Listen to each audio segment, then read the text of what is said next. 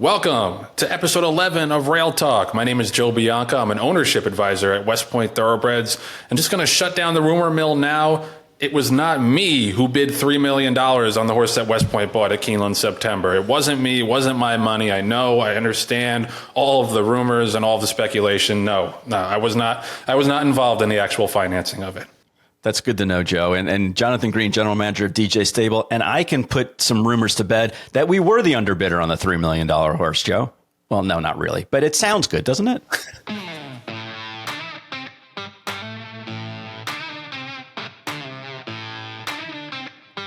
Welcome to another episode of Rail Talk. Please like this video and subscribe to our channel as we strive to keep bringing you consistent, honest, and transparent industry content.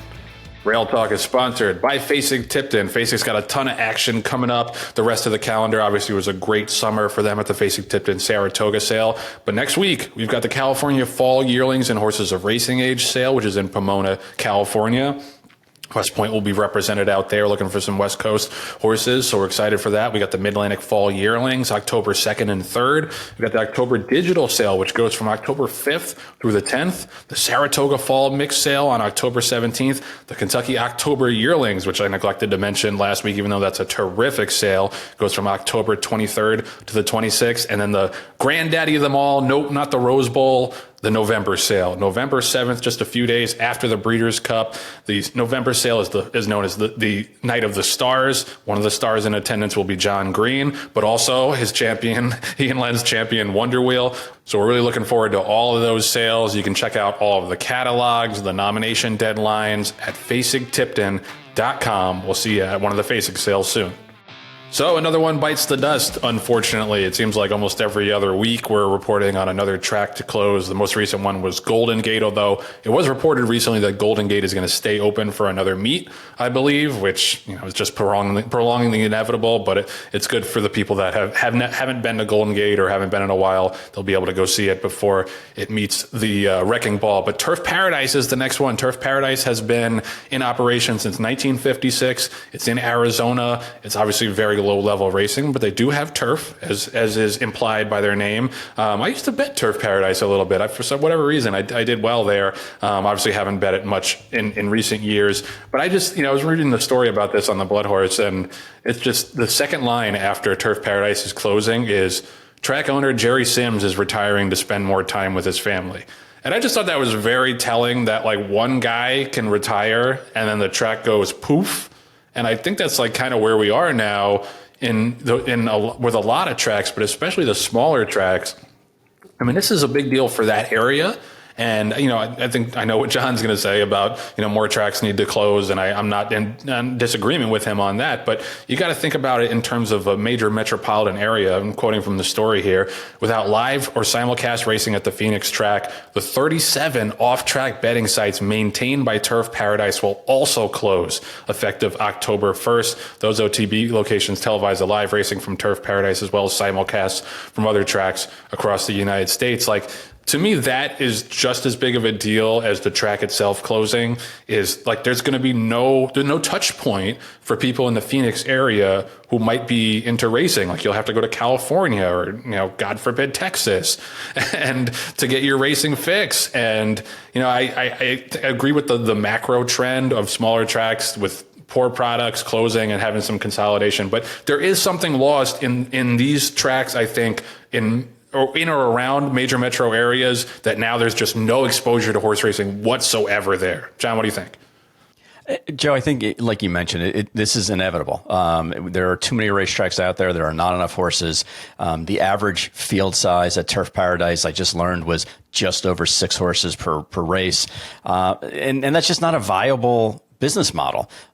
So whether the owner is quote unquote retiring, or just didn't want to put any more money back into the track and the offsite betting, obviously it was not making money, because if it made money, then somebody would have swooped in and bought it.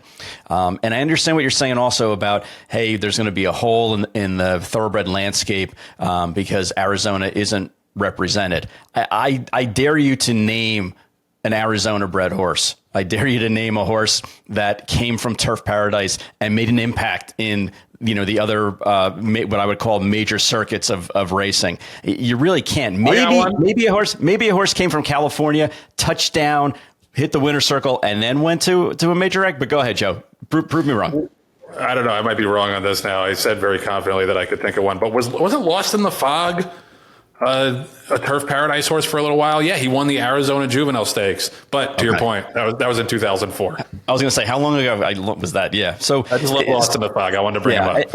And honestly, and I'm not being. I know I'm sarcastic a lot of times, but I'm not being sarcastic when I say this. I understand that the track and the off-track betting sites will have a negative impact on the economy. There's a lot of people who work at the track. There's a lot of people that work on the backside of the track. And now they're either going to have to find a new profession or go to a different geographic location, which is very difficult. And that does break my heart that happens. But it was never, of recent times, I should say never. In recent times, turf paradise has not been impactful in the industry, and in an industry that needs to kind of fall back and circle the wagons. It's necessary, unfortunately, that some of these racetracks are falling by the wayside. I hated it when Garden State Racetrack went under. I hated it when Suffolk Downs went under, even though I didn't go there that often. But there's been a number of racetracks in our neck of the woods that have ultimately bit the dust. Atlantic City. I mean, we can kind of sit here and go on, but it's necessary because there's just too many racetracks out there, and there's not enough quality product out there to satisfy people in racing. Yeah, no, I mean, it's a sad reality. It is a reality, but it's a sad reality. And because ideally you'd like to have a footprint in all 50 states, or at least close to 50 states. And now Arizona, once again, is the latest one to fall by the wayside, as you said. Also wanted to mention, we lost a titan in the thoroughbred industry in the past week, in Brereton Jones, who, some people know him as the governor of Kentucky, but most people in this industry know him as one of the most influential people in all of horse racing for 30, 40 years. And he was an influential owner and breeder, but he was influential in terms of establishing a voice for the industry. He was the chair of the Kentucky Equine Education Project, which lobbies for the Kentucky racing industry and continues to do really important work in terms of advocating for the sport. And he's obviously the founder of Airdrie Stud, which is one of the major stud farms in the country. And he obviously had such an impact over generations. His sons and grandsons now have gone on to continue in the family business. But John, I'm sure you knew him better than I did, which is just from observation. What's your reaction, and do you have any Brereton Jones stories that pop up to you? Yeah, Joe, it really.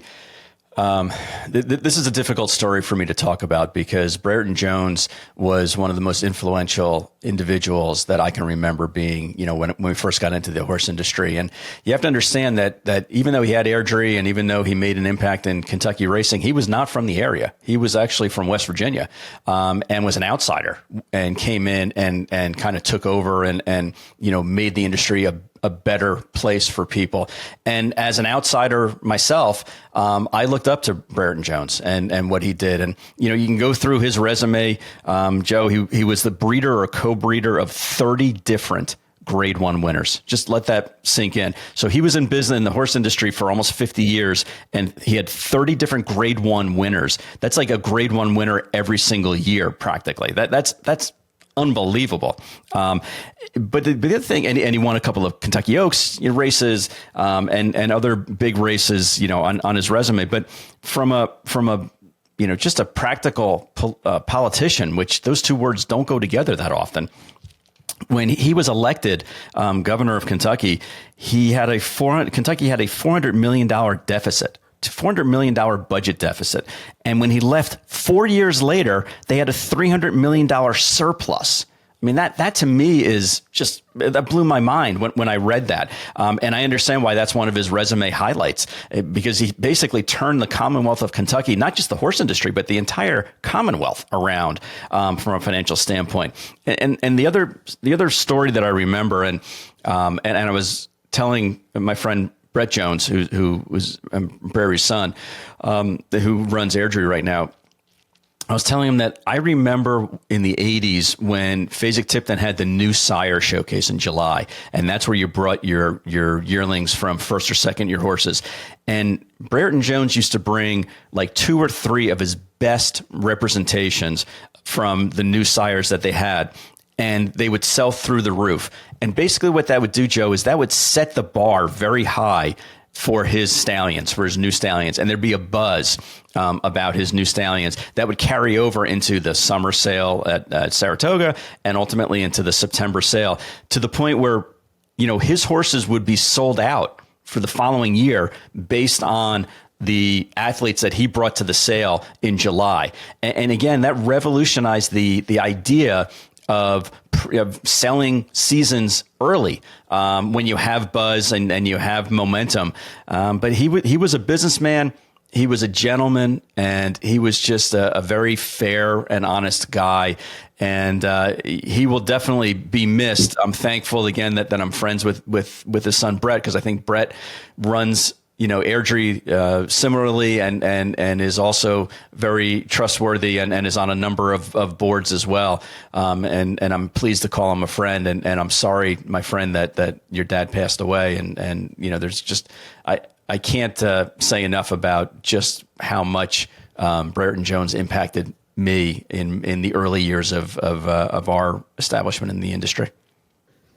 Absolutely. His impact is so wide ranging, and we just want to extend our condolences to the entire Jones family, particularly his wife Libby and his children, Brett and Lucy. The family suggests, instead of flowers, donations to any of these charities: Racetrack Chaplaincy of America, Old Friends, or Bluegrass Care Navigators, all of which do great work. So yes, Brereton Jones will be sorely missed, and you couldn't find, I think, 5 people who were more influential than him in racing in the past 40 years. Simply a giant, and we appreciate John sharing his experiences with Brereton Jones. Obviously a great man as well.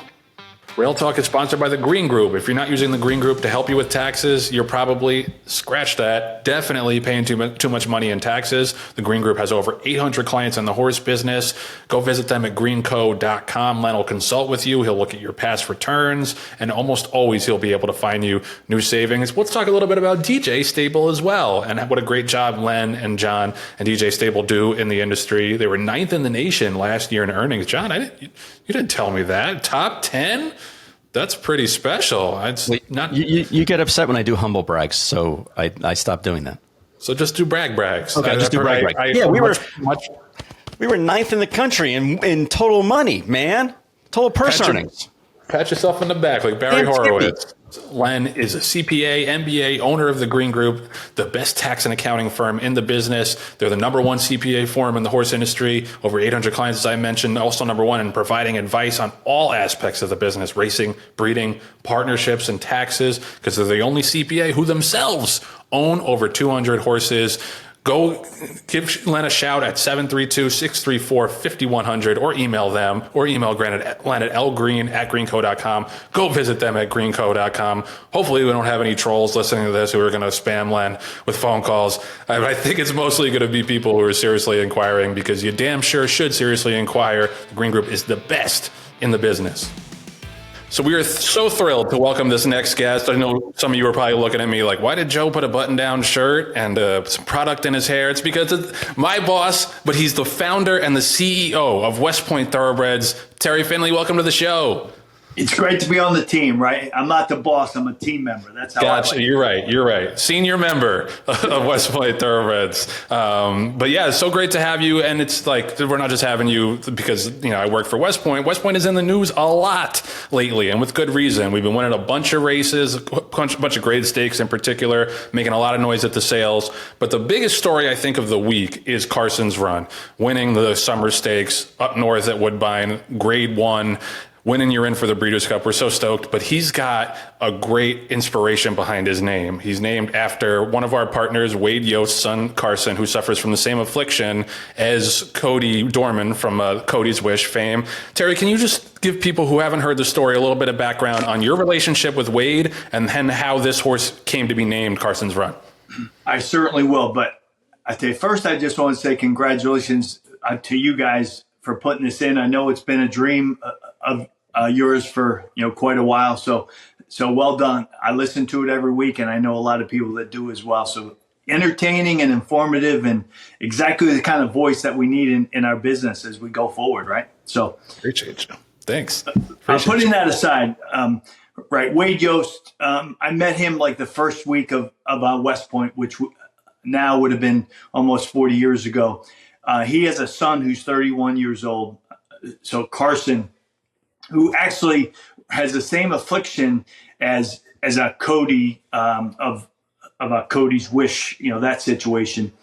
And so we've been talking about it for about 10 years to do a horse, right? He's had an interest. I'm talking about Wade. His father's had an interest in the horse business. And every year we talk at the Army-Navy game, and we talk about Carson, and we talk about if there's ever a horse that we could get, to really honor and to give him some joy, that we would do it. So anyway, this past year at the 2-year-old sales, Wade's been on top of me. If you see the one. And anyway, David and Gordo and I and the team, we bought a beautiful Cupid colt that we thought was going to be strictly on dirt and would take a little bit of time. And I want you to know it. We got the Yosts in. Carson really got behind the initiative and the effort, and Wade and his kids and his wife, and they joined. They actually bought a piece of Carson's run, and so that was in the spring, and we kept our fingers crossed that he'd be a pretty good horse, and he's turned out obviously to be a Grade 1 winner, by the first part of the fall, and we got the win and you're in, and I've talked to Wade on a very regular basis, and they're just over the moon.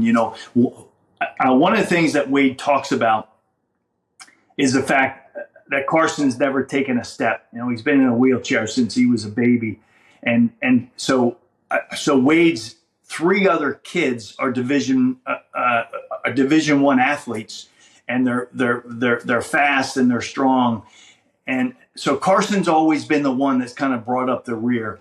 And so now to see this, kind of unfold before our eyes, to have a horse that starts in the rear, but actually makes the big, bold, late run. I know Wade and his family have kind of processed that, and they say, here's our Carson's run. And so, there's a lot there. I know Wade, right, didn't want to step over or actually step on the situation on the Cody side. And they've actually joined forces. They text a lot. They talk. So I just love the fact that 2 sets of parents that have been really, really heroes to their children, right, have been able to come together as a result of the horse racing business. So obviously we could talk a long time about the situation, but it just goes to show you how great our business is to afford 2 people outside of our industry a chance to come into our industry and to get exposure and to also feel good about their situation and all the work that they put into their sons. That's what's so interesting to me. And I'm sorry, John, I just got to follow up real quick on that, because I've been in contact with Wade as well. And I assume that they had seen Cody's Wish and thought, why don't we name a horse after Carson in that same vein? But that's not the case. They hadn't even heard of Cody's Wish or Cody Dorman. And now they're coming together after the fact and having this bond over these horses, which is just, that's as good as it gets in horse racing, man. And great point by Terry, that last to first move. It's really, really fitting. Go ahead, John. And Terry, you mentioned before about a team member, David and Gordo, who's been instrumental in a big part of your recent success. How did that relationship start? And what do you, when you guys go to a sale, what do you expect from David and his team? Yeah, so John, I talked about that today on an internal call. I remember back at the beginning of 17, we were coming off a couple decent years, but not the kind of years that we wanted to have or expected to have. And so we made a decision. We were going to start to try to join forces with outside owners to see if we could go to the sales and to come with more firepower, if you will. Obviously talking about that at our company meeting up at the Hotel Thayer, which is on the grounds of West Point. The other thing that we decided to do was to go and to look across the spectrum of our bloodstock agents to try to get one that would be in our corner and would give us more edge at the sales. And so I had known David for quite a while. We'd crossed paths at the 2-year-old sales, and he was good friends with Mike Shannon, who we work with. And anyway, we just started. We met at the Cuban place right outside of Gulfstream Park. It was just the two of us, and we talked for about 3 hours about our vision for the game, our vision for our businesses, and a path forward. And we started that year at the 2-year-old sales at Fasig-Tipton. Actually had 2 horses in the Breeders' Cup that following fall. They both finished second, and as they say in our business, we were off to the races. But he's done a great job. Obviously, he has a lot of clients, and one of the things that people ask me is how do you fit in, and what's your take on that? And one of the things that I think has really helped us is we don't fret about it. We just let things flow. I know he's got some other clients that are ready to spend big money, and they do, but we just let it flow. I don't get upset. I know David's always looking out for us, right? But he's looking out for his other partners and other clients. So it all just flows. It all just flows. And I just know it's right. Buzz Chase, my mentor, used to say all the time, right? This and the ocean goes, or the tide goes out and the tide comes in. And I always think about that when I'm inclined to get frustrated or to get a little keyed up in at these sales or in our business overall. It all comes around, and I'd like to think we've internalized that aspect of trying to do and try to keep your calm and your cool as you look at these things that a lot of times, right, they don't make sense in our business overall. It's a very tough business, as we all know. Yeah. Well, I think one of the things that I've learned working for West Point is in this business, the importance of building relationships. And I think that that's something that we've done with our partners. And it's something that Terry's done really well over the years to build the business and to be able to take smaller pieces of horses. In that vein, we bought a bunch of horses at Keeneland September. We bought a bunch of expensive horses for smaller pieces. Can you just take the listeners and the viewers behind the curtain a little bit and talk about how some of those partnerships come to be? Is it something that happens before the sale? Is it something that happens on the ground? Is it text, calls, face-to-face? How are you able to manage those relationships to be able to get in on horses that we wouldn't necessarily buy 100% of? Yes. Well, I do think, Joe, that when you look at, especially the last couple of years, the number of individual owners that probably 5 years ago you would have said, there's no way in the world that they're ever going to join forces with a public partnership or another sole owner. But now in 2023, I would think those people that don't want to join forces are in the minority, as strange as that might seem. And so I think the conditions and the market has changed in our favor, with respect to trying to do partnerships.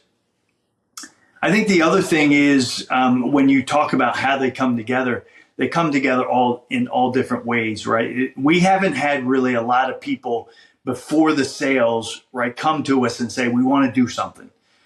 But you when you're on the ground and you show up, right, you can't do that over the phone. But when you show up and you make eye contact with the breeder who's, walked up with their horse, and they have a lot of confidence in their horse, and they're looking for good money, but they have that confidence, and you can feel it.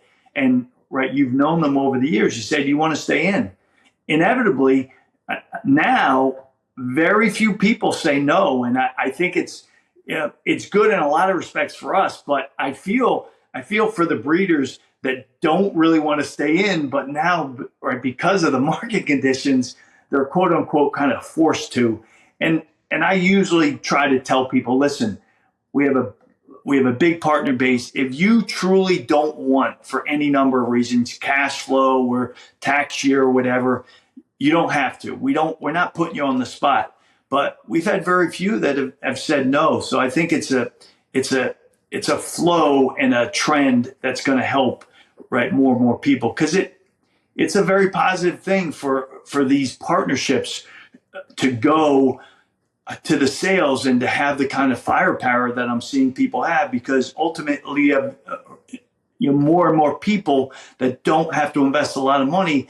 They have a chance to have the magic and the fireworks actually go off at some point in the future with these good horses that have the pedigree and the athleticism to be at the top of our game.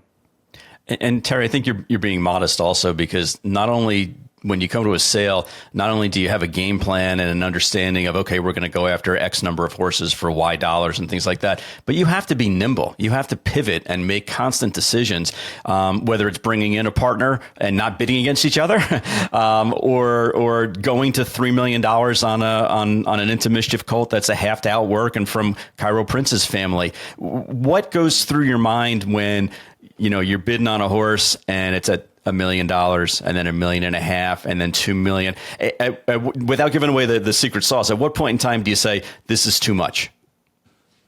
I mean, once you get past the million, right, to think about where you and I started, John, at Monmouth Park in the early 90s. Yeah, with claiming horses, with $5,000 claiming horses, for God's sake, Once you get past the million, you're like, this didn't make sense at $1 million, and it makes kind of less sense at $2 million. But then you think about their pedigree and you think about their good physicals, and you're like, maybe it makes a little bit more sense than not. But it's crazy the amount of money that we invest, and oftentimes, if you had McKinsey. And they took a look at our business. They say it makes no sense, and it really doesn't. We all know that, but it makes no sense on the financial side. But when things work together and the magic happens, it's amazing. And we've said it like before. We know what it takes. It's great that individuals and families and groups of people are able to come together, themselves, organically, but also they meet other people, they meet other partners and other players. And like a lot of people say in their 60s and 70s, they really don't have a chance to meet that many new people in a normal course of their life. And now they come into the horse business, all of a sudden they have a ton of new people who share the same enthusiasm and their passion to get a good horse. And all of a sudden they've got friends like off the charts. And I think that's one of the things that is really attractive to more and more people who are getting into the game a little bit later in life. So the takeaway from that excellent answer is, if consigners see that you bid $1 million on a horse, they should just keep running you up, because at that point it's like 2 million, 3 million, it doesn't matter, right? Is that the takeaway? Well, until they get caught, what they say, caught speeding. And, I think the good thing is I don't see people get caught speeding as much as they did. Right. But that's their Super Bowl, right? And I do care, and I think we all care about the sellers, right? You think about what they have to go through. They've got to plan the breed. They got to buy the mare. They got to plan the meeting or the mating. They got to get the mare in foal. They got to raise a foal, and they come in and they basically have 38 seconds to get the horse sold, and they're at like the 32nd second of the transaction, of the time the horse is in the ring. They have to make a decision: do I push, or do I take my gains or my losses and go home? And that is a very stressful time for a seller, but that's why it takes a lot of people. And as you say, John, there are a lot of moving parts at these sales, but they sure are fun and exciting. The adrenaline rush is off the charts, that's for sure. Yeah, no, absolutely. And just to go back to what you were saying about how it's hard to meet people in your 60s and 70s, it's hard for me to meet people. I'm in my 30s, so I'm enjoying all of the new racing folks that I'm meeting through West Point. But just to switch gears a little bit, I don't want to dwell on it too much, because obviously it was a difficult summer for a lot of reasons at Saratoga with the breakdowns. We don't want to talk about that specifically because we've already been through it a bunch on this show. But I kind of want to talk to Terry to speak to our position in the industry and your position in the industry, because a lot of people look to you and look to West Point to be leaders in this area and to be, show the way in terms of taking care of our horses, putting the horses' care first. We recently had an internal call with some of the West Point partners in reaction to some of the safety concerns that we saw over the summer at Saratoga, and it was tremendous. And a lot of really, really smart people asked a lot of really, really good questions. But Terry, can you talk about how your conversations have been, in the day-to-day racing world, whether it's with other partners or with trainers or wherever? Where do people think we're at right now? Yeah, I think overall, Joe, I sense that we don't give ourselves enough credit, and not to say we're all looking, to get pats on the back, but you look at the changes that we've implemented and executed on, and the change in our culture since the beginning of 19, let's just take, when we didn't have a very good meet out at Santa Anita. That was kind of the start of this whole thing. Look at the changes in our culture. I mean, they've been monumental. And I mean, think about it.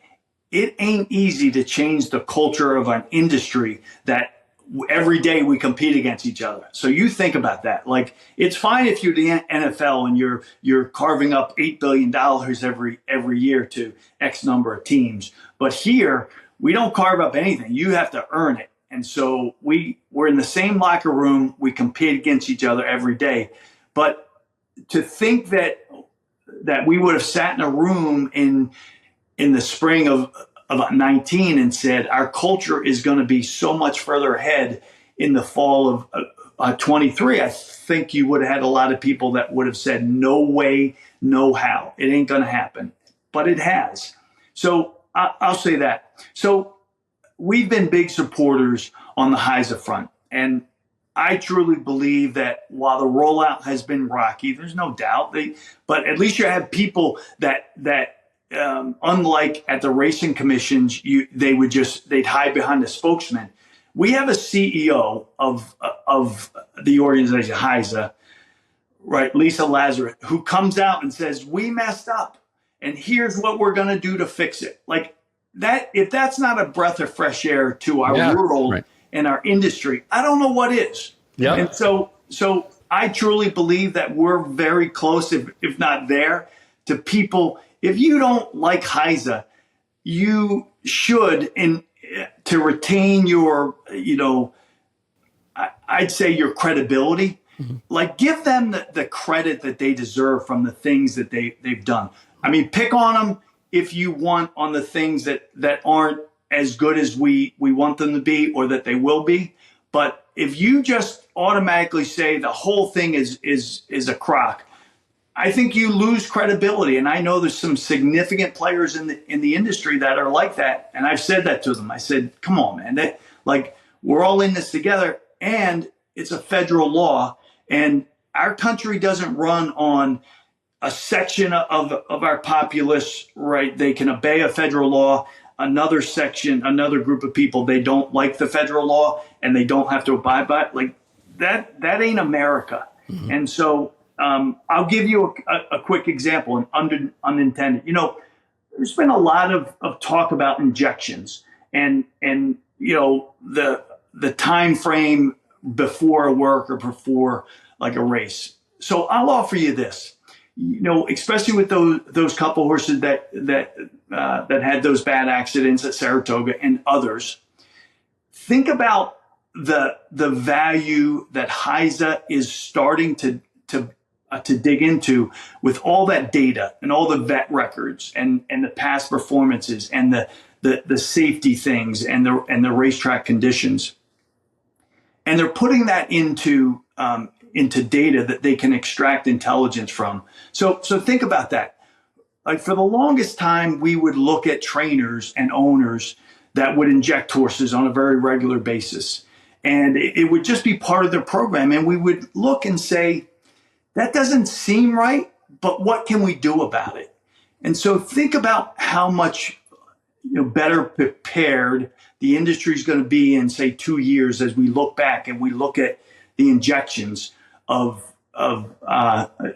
either workers or the horses that are going to run. I'm not against injections, but in theory, or common sense would indicate if you inject a horse every 2 weeks for 6 months or whatever it is, just way overboard, you're going to have problems.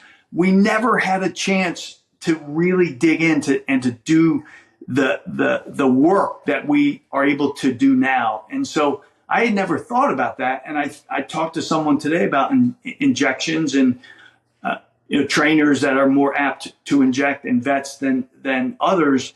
And I said, man, that's going to be a real big advantage for us. So you see where I'm going, Yeah. And I believe that HISA is going to present us with more and more things that we hadn't thought about, that we're going to be able to extract intelligence and ultimately do a better job for our horses, our jockeys, and the industry overall. And Terry, Joe and I agree with you about publicly preaching patience with regard to HISA. And it's not going to be perfect, but it's a hell of a lot better than what we've had before. And you just have to be patient and let the process kind of play out. You are, a big player in a lot of high profile groups like the Jockey Club and the Breeders' Cup. Is that sentiment the same throughout those organizations, or are you kind of an anomaly within those groups? John, it's a very good question. My sense is I'm not an anomaly. And I will tell you, my sense is with the one group, the National HPPA, that they try to represent, that they're communicating the thoughts of trainers, especially the smaller end or the at the middle and the lower ends of our business. I disagree. One of the more people I talk to, like small time trainers, they don't like the administrative stuff that they have to go through. But once they got it done, it's over with, right? Mm-hmm.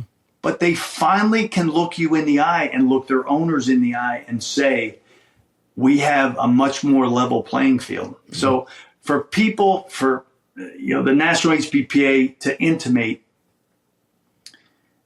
that the middle and the lower end guys are put at a disadvantage because of HISA, I think it's just the opposite. And I think more and more people are like, trainers, they realize that. And they still talk, they still chirp up on the trainer stand. But I'll leave you with this part of the discussion.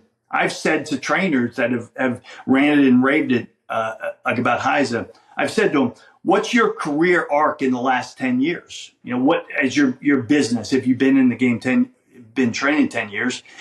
And the vast majority of them, they tell me the truth, and they say their arc has been like this. Mm-hmm.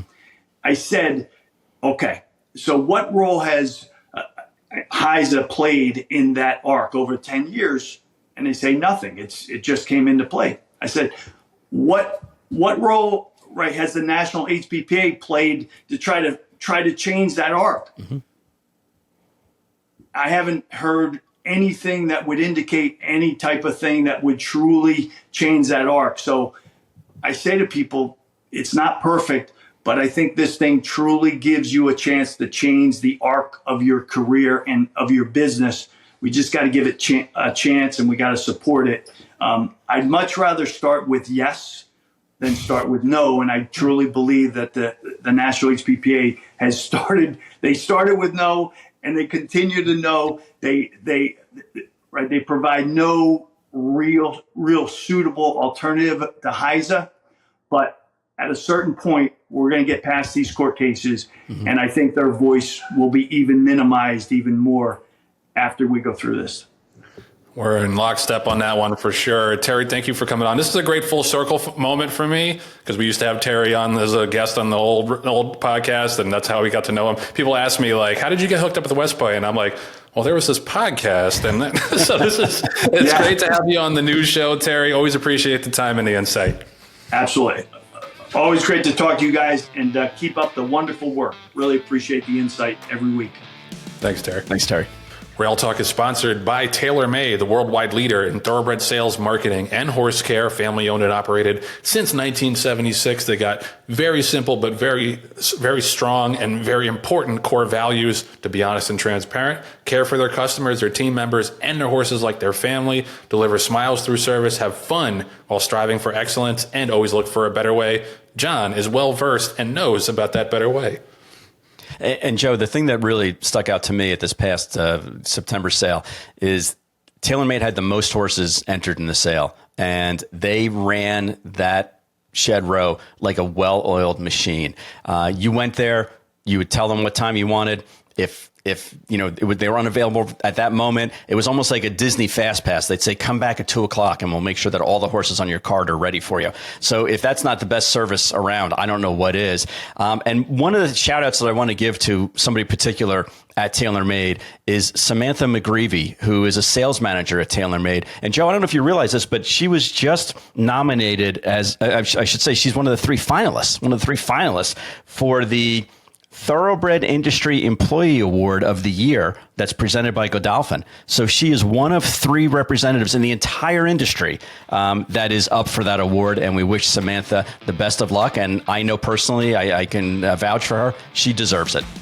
Wanted to mention this, kind of got lost in the news a little bit recently, I think, but HISA did an investigation, an inquiry into the cause of the deaths we saw at Churchill Downs this spring, which necessitated moving the racing, as you remember, from Churchill to Ellis. And I'm just going to quote a little bit here from my man T.D. Thornton's story in the TDN. He goes, I'm just reading from the top, a months-long investigation by the Horse Racing Integrity and Safety Authority has determined that there was no specific cause for the 12 equine fatalities that occurred at Churchill Downs this past spring. The detailed study released September 12th, however, has yielded a newly created strategic response plan that HISA believes will either contribute meaningfully to the reduction of equine fatalities or allow further study and analysis for future implementation if confirmed by the data. That's a lot of words, and I don't know that the main point or the main takeaway from the story should be whether or not they found a specific cause for the 12 horse deaths. To me, the big story is the story itself. The fact that this is even a story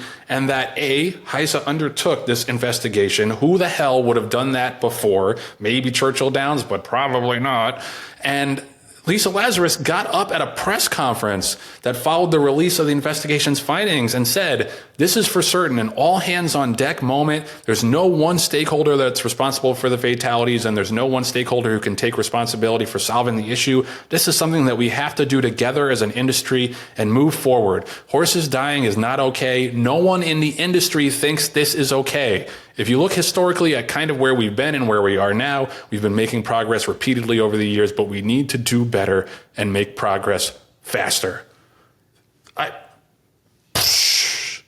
This is a head explosion moment for anybody who's followed racing for the last 1 million years, has been dying for this kind of voice to, first of all, to have a response in the first place, any response, any unified response whatsoever when these things happen, but then to have such an eloquent response and state first and foremost, we're not okay with any deaths, and then go forward and say, however, here's the progress that we're making on horse safety. Jon, this was absolutely music to my ears, and it gives me confidence that we are in a new era. What do you think?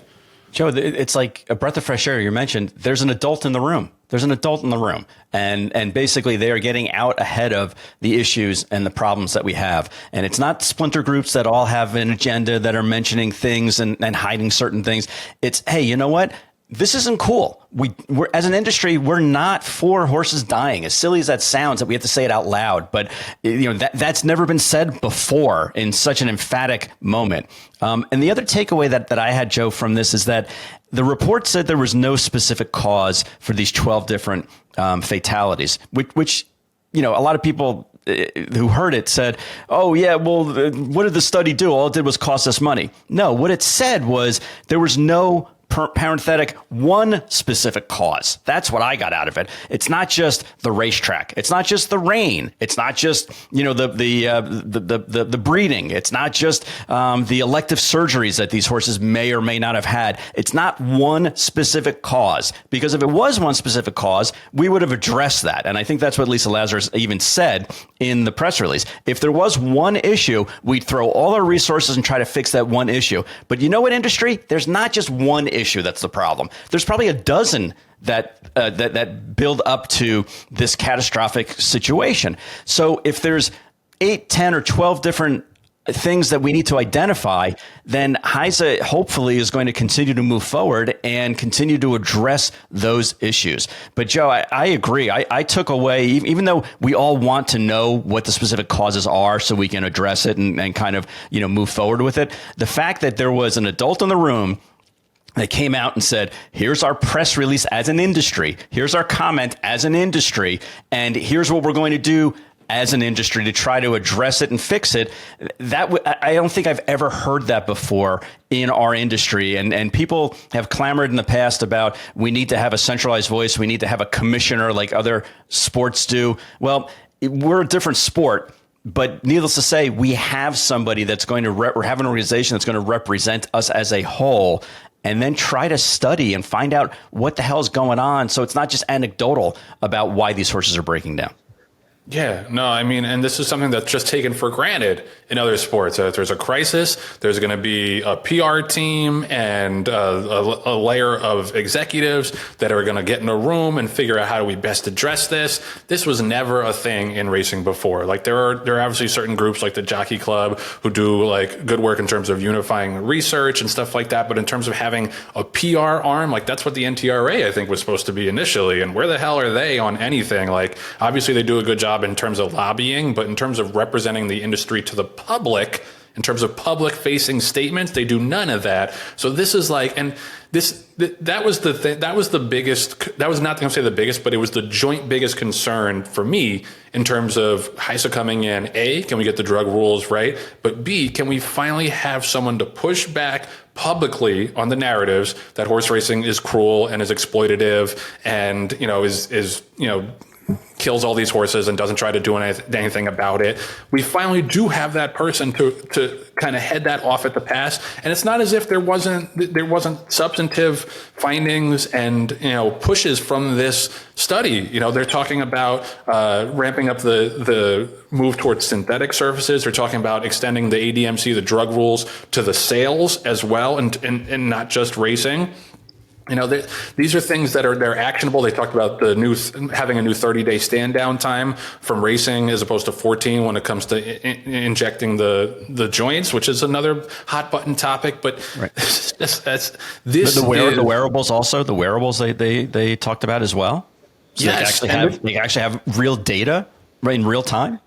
Yeah, and this is the way forward, and that's why it's so we talked to Terry a little bit about this before, about how it's so easy to just throw stones and say like, well, this isn't working and this is cumbersome and all of this.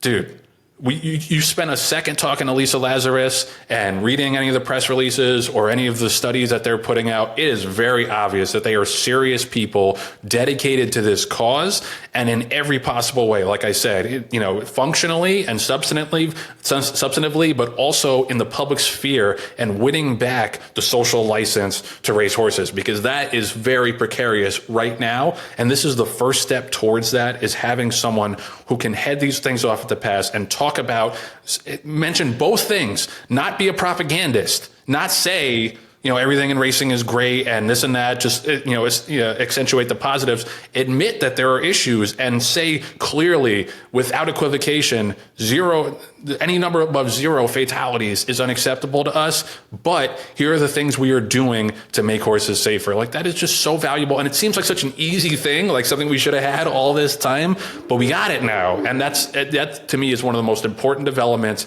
in racing in my lifetime, is the introduction of a voice who can actually be an advocate and a difference maker in the industry. Thanks for tuning in to this week's episode of Rail Talk. If you like this episode, be sure to hit the subscribe button on our YouTube channel to be the first to know when new episodes drop. You'll find weekly podcast episodes, blooper reels, and one-on-one interviews in our Breakaway Rail Talk series. And be sure to leave us a like and a comment below. We love talking to you guys, and who knows, you might just end up in one of our shows. All right, so that's going to do it for episode 11 of Rail Talk. This was a hell of a time. Appreciate Terry Finley for stopping by. Thanks as always to Fasig-Tipton, the Green Group, and TaylorMade for sponsoring, as well as Arian Pedigrees. They're going to be a new Breakaway Rail Talk. I'm recording it tomorrow, so that should be in the pipeline. Come out maybe early next week or so. Thank you to Jon Green, as always. Thank you to our producer, Patty Wolf, and our associate producers, Anthony LaRocca, Aaliyah LaRocca, and Nathan Wilkinson. Most of all, thank you, the viewers and the listeners, for checking us out. We'll see you next week.